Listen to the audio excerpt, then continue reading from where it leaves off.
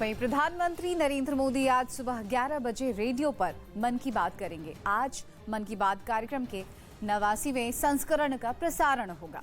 हर महीने के आखिरी रविवार को रेडियो पर प्रधानमंत्री के मन की बात का प्रसारण होता है। जंग की शुरुआत यूक्रेन पर सीधे हमले के तौर पर हुई, लेकिन पुतिन को जल्द ही ये समझ आ गया कि सीधी जंग में वो यूक्रेन से सालों तक लड़ाई लड़ने के बाद भी जीत नहीं पाएंगे। लिहाजा उन्होंने रणनीति बदली और यूक्रेन में एक नए सिरे से जंग की शुरुआत की। डॉनबास यूक्रेन का एक अहम औद्योगिक क्षेत्र है, लिहाजा रूस यूक्रेन के इस इलाके पर कब्जा कर उसे आर्थिक रूप से कमजोर करना चाहता है। इसके अलावा डॉनबास में ही डोनेस्क और लुहांस्क इलाके शामिल हैं। डोनेस्क और लुहांस्क वो इलाके हैं जहां साल 2014 से रूस समर्थित अलगाववादी यूक्रेन की सेना से लड़ाई लड़ रहे हैं। फिलहाल रूसी सेना भी पूर्वी यूक्रेन के इसी इलाके पर कब्जा करने की कोशिश कर रही है, जिसके चलते पूरे डॉनबास में भीषण जंग जारी है।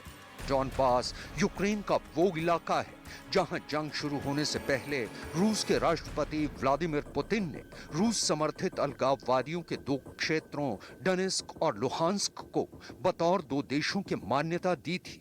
रूस के रक्षा मंत्रालय का दावा है कि उसकी सेना ने डॉनबास के एक अहम शहर लाइमन पर भी कब्जा कर लिया है। पिछले कई दिनों से रूस और यूक्रेनी सेना के बीच लाइमन शहर पर कब्जे की जंग चल रही थी। यूक्रेन के राष्ट्रपति व्लादिमीर ज़ेलेंस्की का कहना है कि डॉनबास इलाके में हालात दिन ब दिन खराब होते जा रहे हैं। Як це передбачалося, дуже важка ситуація. Окупанти намагаються хоча б на 100 днів війни досягнути тих цілей, які сподівалися реалізувати вже за перші дні після 24-го. Тому вони зосередили на Донбасі максимум артилерії, максимум резервів. Там і ракетні удари, і авіація, все.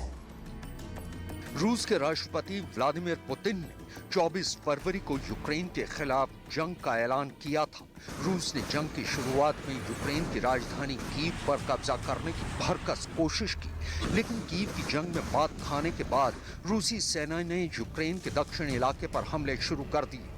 बदली रणनीति के चलते रूस को अपने इस नए प्लान में कामयाबी मिली और रूसी फौज ने दक्षिणी यूक्रेन के कई इलाकों पर अपना कब्जा कर लिया।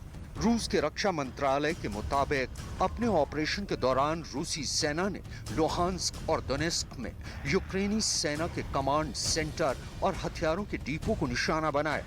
रूसी रक्षा मंत्रालय का दावा है कि वो लुहांस्क के 95% इलाके पर कब्जा कर चुकी है।